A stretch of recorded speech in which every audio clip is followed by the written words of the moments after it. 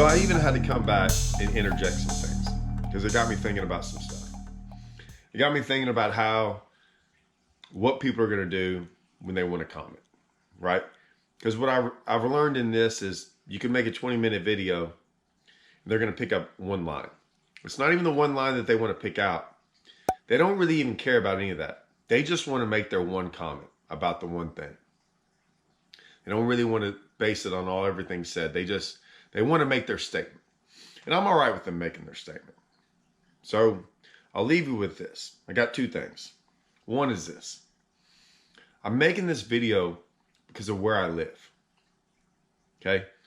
Where I live is on Rayburn. Why'd I bring Rayburn up? It has more tournaments on it than any lake in the country. Plain and simple. So I'm at the spectrum of up here. It's hard to comment on something until you've been up here. And since I live on Rayburn, and since it has the most tournaments on that lake, so we have the most tournaments, we have the most fish being taken away from places, okay, and put somewhere else. Chances are we have the most fish off of beds being taken and put somewhere else. What I'll tell you is this, and I think everyone from Rayburn will tell you the same thing. Rayburn does this. Now, it's always pretty good. It's better than all the lakes. But it definitely has its fluctuations of being good and bad. But those fluctuations can't come and go because of tournaments. Because if we have 300 tournaments a year, and that's what we average, it's how many tournaments we have. Only 52 weekends in a year. That's how many tournaments we have every weekend, right? Multiple tournaments going on. So if this number of 300 stays the same every year, no matter what, but our fishing does this, how can this affect this? It can't. It can't. Because if this affected this, our fishing would be the same all the time, but it's not. We have the highs of highs and we've had some pretty lows. But we still have tournaments no matter what. This is the constant. So why isn't this a constant? It lets me know that this almost has nothing to do with this. Okay? That's what I'll say.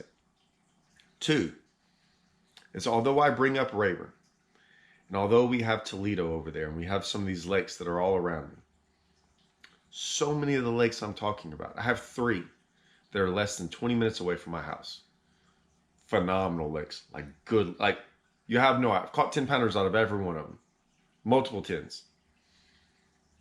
They're phenomenal. I don't go fun fishing on Rayburn. I go to these other lakes. Not one of them you can have a tournament on. One of them you can, I guess, have a 25 boat tournament. I think they might have one a year. Not one of them, let me think about this. 2 of them you can't even take fish from. You can't even take fish out of them. I think you can keep little small ones, I guess. I don't know. No one keeps any fish out of any of these lakes, really. One lake, I think they used to, and they changed it to where now it has to be anything over 18 inches, I don't think you can keep. And the only reason you can keep one is if you think it's a share lunker or something like that. And you still have to let it go. So I have lakes that none of this has anything to do with tournaments or catching fish off beds. And if you catch one, you got to release it right back and then. And yet they are like this. Ask anyone from around here. They go like this. They're up and down. But they don't have tournaments. So how can these lakes go up and down and not be good at times and be better at times and everything? I can tell you why most of them are.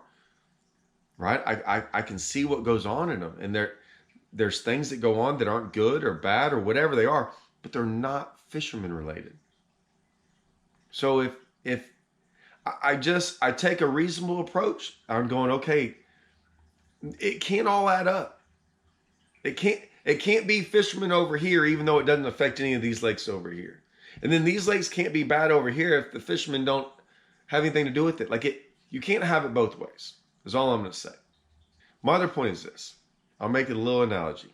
Before I make my next point, which is an analogy, I'll say this. There's not one of us that says that me taking a fish off of the bed, or anyone taking a fish off of the bed, or anyone catching a fish in a tournament and driving across the lake and getting it weighed in and then released is a good thing. Like, none of us would say, oh, we're helping the situation. None of us would say that. Are we hurting it? Well, here's what I'm going to say about that. None of us are arguing that we're helping it. Not one of us. Right? Not one person. You catching a fish and releasing it isn't helping it.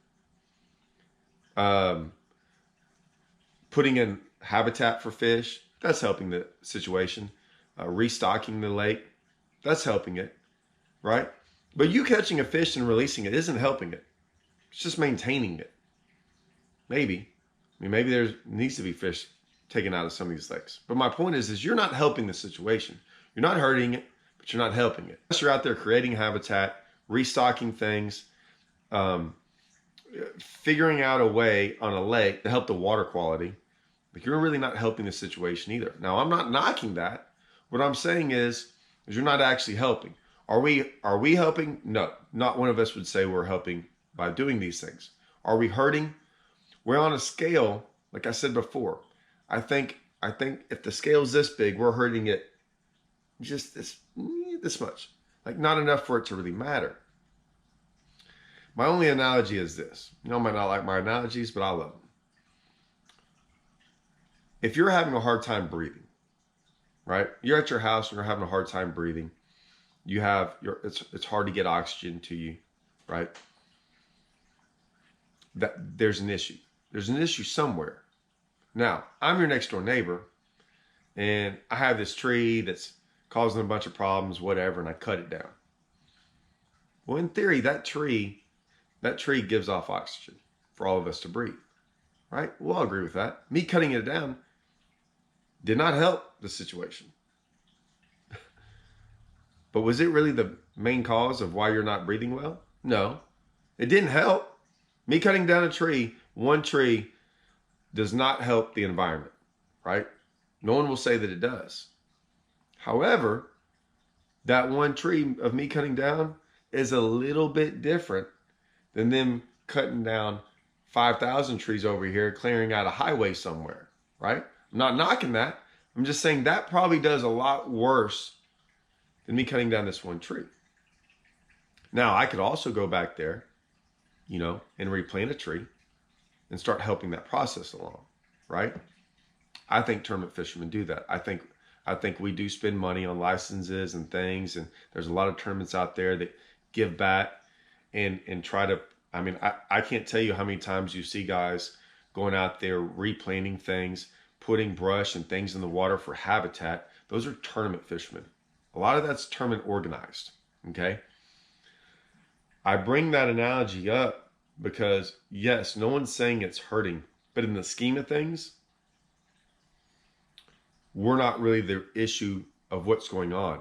There's a giant issue of maybe why you can't breathe, and the least of all is me cutting down the tree in my own front yard. That's what I'm trying to say here, is that yes, some things are going on, but I just want you to take a big look around and understand habitats and lakes and the rise and fall of waters and bad water quality. I mean, if y'all don't understand bad water quality, I understand it in a degree that's very, in a way that's not very complicated. It's not sophisticated.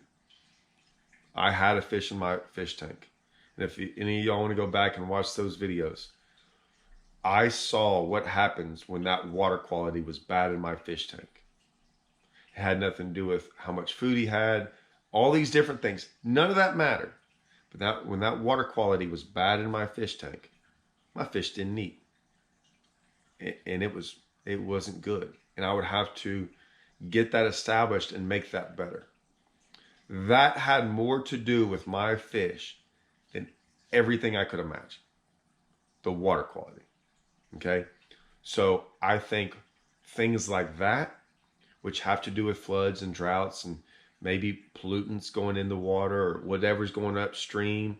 I'm not even going to get into all that because I don't know. I'll never say I will. There's things going into our water that might be really bad from who knows what, right? In other lakes, it's not bothering them at all. But I'm just saying, I would maybe take a look at those things over a guy catching a fish, bringing it to a weigh-in, him doing as good a job as he possibly can, and releasing that fish.